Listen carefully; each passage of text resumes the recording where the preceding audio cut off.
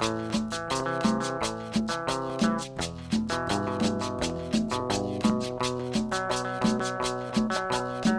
intervenants, merci beaucoup d'être d'être là. Et le premier, c'est Flavien Guittard, qui est directeur de APRO 77, qui est une structure qui a vraiment beaucoup d'activités, à la fois autour des paniers solidaires, des circuits courts, l'activité de base étant l'activité autour de l'aide alimentaire et de l'insertion. Donc voilà, c'est une structure qui nous paraissait hyper intéressante à partager, à la fois par la diversité des métiers et puis aussi parce que c'est en Seine-et-Marne et on a bien vu dans le diagnostic qu'il y avait un sujet sur cette grande, voilà, sur ce grand département. Donc, je vous laisse la parole, Monsieur Guittard, directement. Donc bonjour à tous. Donc je suis Flavien Guittard, je suis le directeur de l'établissement Croix-Rouge Insertion APRO 77, qui est basé donc effectivement en Seine-et-Marne, à Savigny-le-Temple. Alors pour présenter en deux mots Croix-Rouge Insertion, pour vous donner le cadre, et puis après j'irai à l'essentiel. Croix-Rouge Insertion, c'est une filiale nationale de la Croix-Rouge française qui a été créée en 2011, avec comme objectif, comme son nom l'indique, de développer des activités d'insertion par l'emploi, par l'activité économique. Donc, il y a aujourd'hui 14 établissements un peu partout en France, avec des chantiers d'insertion, des entreprises d'insertion. Notre objectif, c'est d'embaucher des personnes éloignées de l'emploi et de leur proposer du coup un contrat de travail et un accompagnement social et professionnel, avec l'objectif qu'ils puissent retrouver un emploi dans une entreprise classique à la fin de leur parcours chez nous, qui peut durer maximum 24 mois. Voilà, et du coup, au niveau d'APRO 77, on a été créé en 2017 et nous, on est sur des activités de logistique alimentaire avec comme objectif à la fois donc, de créer des emplois de logisticiens et d'embaucher des personnes sur ces métiers et aussi de mettre en place une ingénierie logistique. Alors, comme le titre au début du diapo l'indiquait, de façon générale, au service de la résilience alimentaire du territoire. Et plus précisément, on a deux grandes activités, une activité sur l'aide alimentaire et une activité sur les circuits courts alimentaires. Les deux étant à la fois deux projets distincts portés par des conventionnements de l'État différents et en même temps qui se rejoignent sur pas mal de sujets. Voilà, j'y viendrai juste après plus en détail. Donc, sur nos activités d'insertion, donc on a, là c'est les chiffres 2021, donc on a accompagné 51 salariés en 2021 avec près de 2000 heures de formation, 75% de salariés qui ont retrouvé un emploi ou qui sont rentrés dans une formation qualifiante, et puis un chiffre là, qui est un tout petit mais qu'on aurait dû mettre en plus gros, parce qu'on en est assez fiers. On a 50% de femmes sur nos métiers de logistique, donc, ce qui n'était pas forcément gagné sur des métiers plutôt masculins. Donc voilà, donc ça c'est sur l'aspect insertion, sur les aspects peut-être qui nous intéressent plus aujourd'hui sur l'alimentaire. Donc effectivement, on a pas mal d'activités différentes. Donc on a sur l'aide alimentaire qui sont nos activités de base depuis le démarrage en 2017.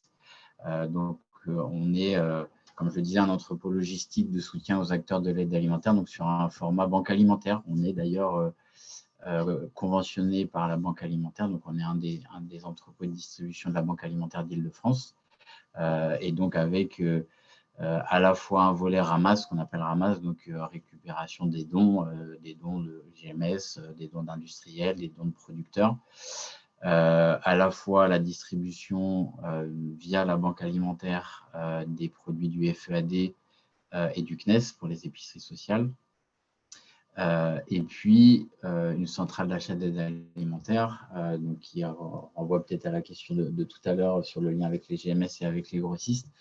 Donc cette centrale d'achat d'aide alimentaire qu'on a vraiment structurée suite au premier confinement, qui a pour vocation d'aller négocier avec des grossistes, avec les centrales d'achat des GMS, d'aller négocier des tarifs pour acheter des produits qu'on a du mal à trouver en ramasse ou via le FAD et le CNES, et du coup élargir la gamme qu'on peut proposer du coup aux associations d'aide alimentaire.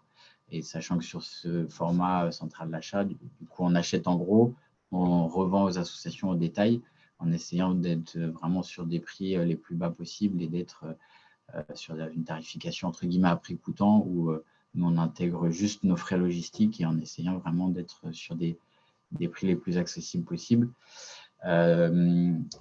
Là, ce n'est pas présenté dans le petit schéma parce que pour nous, dans l'organisation interne, c'est intégré à la centrale d'achat, mais effectivement, on a une activité du coup de distribution de ce qu'on appelle panier solidaire, donc c'est des colis alimentaires, où justement, on jongle entre les différentes sources d'approvisionnement, donc les dons, la centrale d'achat, dans certains cadres très précis et très cadré. On peut même inclure du FEAD pour certains dispositifs quand c'est calé avec la banque alimentaire. Et donc, on distribue ces colis alimentaires selon les demandes des associations. Sur la Seine-et-Marne, par exemple, avec la DETS et le SIAO, on travaille à la distribution dans les hôtels du 115 qui sont éloignés des lieux de distribution d'aide alimentaire pour justement aller sur les zones blanches, entre guillemets, là où les personnes ont du mal à rejoindre des centres de distribution d'aide alimentaire classique. Voilà, donc effectivement, on fait pas mal de choses. On essaie de répondre au mieux aux besoins du territoire et aux besoins des acteurs de l'aide alimentaire. Voilà, en quelques chiffres. Donc, en 2021, on a approvisionné plus de 80 associations SCCAS. On a distribué plus de 1100 tonnes de denrées. Et au niveau des moyens logistiques, donc on a un entrepôt de 2200 mètres carrés avec 3 chambres froides sur l'aide alimentaire, une chambre froide sur les circuits courts, et puis 6 camions qui sillonnent l'Île-de-France et qui nous permettent aussi de rayonner au-delà de la Seine-et-Marne, même si on est Seine-et-Marnais et qu'on a effectivement une implantation locale forte avec, voilà, ça a été évoqué dans les travaux depuis ce matin, effectivement des zones blanches à couvrir de façon importante. Donc, on est très présent sur la Seine-et-Marne, mais on intervient sur toute l'Île-de-France. On est en capacité de livrer les associations d'aide alimentaire sur toute l'Île-de-France. Voilà, donc je suis passé un peu rapidement sur ces grands projets pour être un peu plus, puisque c'était la demande ce matin, de faire un focus un peu plus sur notre activité de circuit court. Donc, cette activité, en fait, on a commencé à y travailler il y a 3 ans et puis on a commencé à la structurer il y a un peu plus de 2 ans et demi. À la base, c'était un projet qui était vraiment parallèle à l'aide alimentaire. Voilà, nous, notre ambition, c'était continuer à essayer de mettre des petites briques sur la résilience alimentaire du territoire, créer des emplois d'insertion toujours. Mais notre objectif de base, c'était surtout favoriser le lien entre les producteurs locaux et les professionnels de l'alimentation, donc les restaurateurs, la restauration collective, les cantines, les épiceries locavores, voire les GMS pour celles qui seraient intéressées. Enfin voilà, donc nous, on avait identifié, je ne vous refais pas tout le détail de pourquoi on s'est lancé là-dessus, mais on avait identifié vraiment des besoins, et côté producteurs, et côté restaurateurs et professionnels de l'alimentation, pour avoir une connexion logistique, mais aussi une connexion en termes de centralisation des besoins entre, d'un côté, les acteurs qui avaient envie de consommer local et de l'autre côté, les producteurs qui avaient besoin et envie de vendre leur production à des acteurs locaux. Et donc, on a lancé cette activité. Voilà, ça fait maintenant 1 an et demi que l'activité fonctionne. Et en fait, au fur et à mesure qu'on avançait dans le projet, on s'est rendu compte qu'effectivement, il y avait aussi des besoins et des aspirations au niveau des acteurs de l'aide alimentaire. Donc, on a ouvert du coup cette offre, enfin on l'a ouvert, elle n'a jamais été fermée, mais on a plus communiqué auprès des acteurs de l'aide alimentaire sur cette offre. Et on a commencé à travailler aussi ça fait partie des points qui ont été évoqués ce matin, à l'accessibilité d'un point de vue tarifaire. Alors, sachant que sur ce projet-là, nous, on a vraiment un enjeu aussi d'être sur une juste rémunération des producteurs. Donc, on n'est pas là pour tirer les prix vers le bas. Et en même temps, de l'autre côté de l'aide alimentaire, l'idée, c'est de pouvoir proposer des produits locaux de qualité à des tarifs accessibles. Donc après, on joue sur le fait que justement, on est en circuit court, on élimine un maximum d'intermédiaires, que nous, on est sur une logique où on prend pareil entre le prix où on achète au producteur et le prix où on le revend. On est uniquement sur des frais logistiques de base, entre guillemets. C'est un peu caricatural dit comme ça, mais c'est la réalité. On n'a pas d'actionnaire à rémunérer, on n'a pas des frais de structure extrêmement importants. On essaie d'être concentré sur notre mission d'insertion et d'être au plus juste. Donc voilà, ça nous permet, là aussi, en étant sur un format où on achète en gros aux producteurs et on redistribue au détail aux associations d'aide alimentaire, de pouvoir proposer sur un certain nombre de produits des prix qui soient le plus accessibles possible, même pour les acteurs de l'aide alimentaire. Alors, ça a été dit aussi ce matin sur le territoire francilien, l'artificialisation des sols, le prix du mètre carré, etc. etc. Donc, il y a très clairement, et puis après, il y a le climat aussi qui fait que déjà d'une, on n'est que sur des produits de saison, et puis que forcément, il y a des productions qu'on a en très grande quantité, les pommes de terre, les oignons, les carottes, pas trop mal, et puis des produits voilà, où la production maraîchère est moins importante et où forcément les prix vont être moins attractifs quand on achète de la tomate francilienne ou quand on achète de la tomate du Sud. Donc voilà, donc on a essayé de déterminer avec les partenaires de l'aide alimentaire les produits vraiment de base sur lesquels il y a une possibilité du coup d'investir entre guillemets sur ces produits de qualité et de travailler sur des approvisionnements du coup en local auprès des producteurs de la région.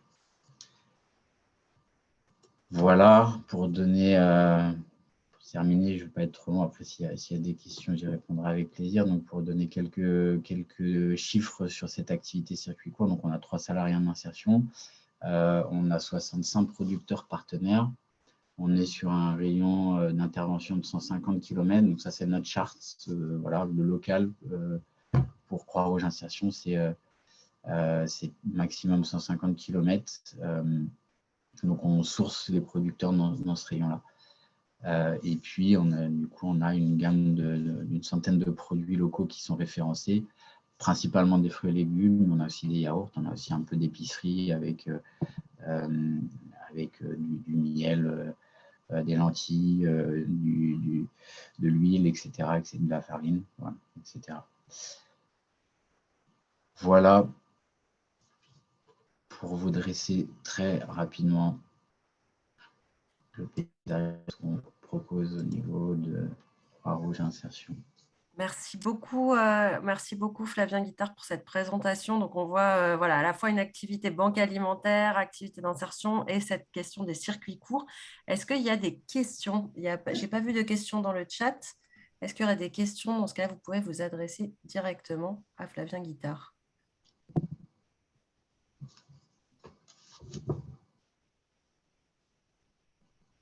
Ah, j'en vois une. Non. Allez-y. Bonjour, oui, Lorraine Weiss, merci, j'allais poser une question dans le chat, mais je vais la poser directement. Je voulais savoir s'il y avait des liens, des coopérations avec la structure Solal, qui est spécialisée dans les dons agricoles et alimentaires. Je sais qu'il y a quelques agriculteurs du territoire qui apportent, qui font don de leurs excédents agricoles, donc avant la vente, à Solal, qui doit approvisionner aussi des structures d'aide alimentaire. Oui, alors sur notre activité circuit court, non, parce que là, le projet, c'est vraiment de ne pas être focalisé sur le don et d'être vraiment sur l'achat auprès des producteurs. Alors après, je n'ai pas précisé, j'ai voulu être le plus synthétique possible pour ne pas prendre trop de temps, mais on essaye aussi de travailler avec les producteurs de l'achat sur des produits déclassés, donc de l'achat du coup à prix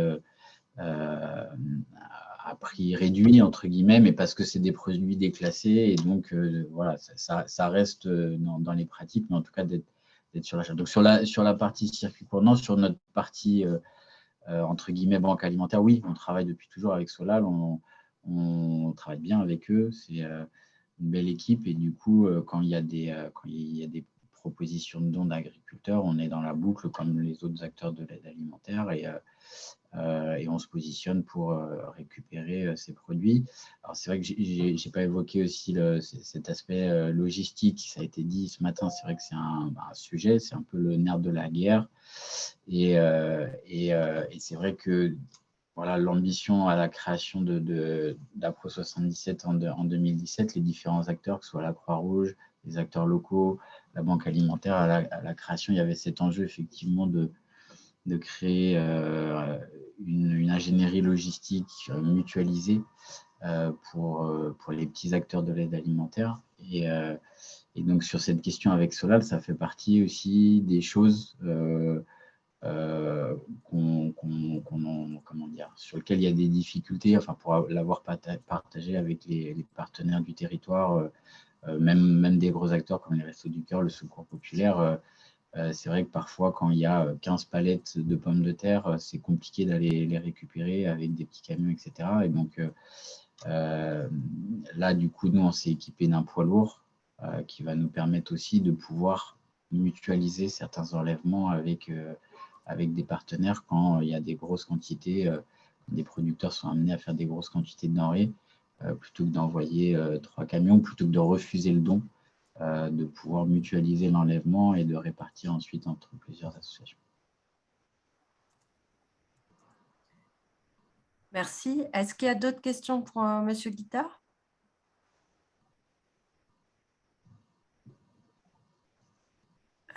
Alors, si ce n'est pas le cas, je peut-être une petite question, désolée. Allez-y. Merci beaucoup pour la présentation. Du coup, je me demandais simplement où était situé votre entrepôt logistique et si vous étiez en lien du coup avec les Croix-Rouges. Du coup, j'ai l'impression que ça fonctionne à l'échelle départementale. Est-ce qu'il y a d'autres réflexions du coup à l'échelle de l'Île-de-France avec les autres départements, enfin, les autres antennes des Croix-Rouges dans les autres départements sur cette question du maillage logistique régional? Merci.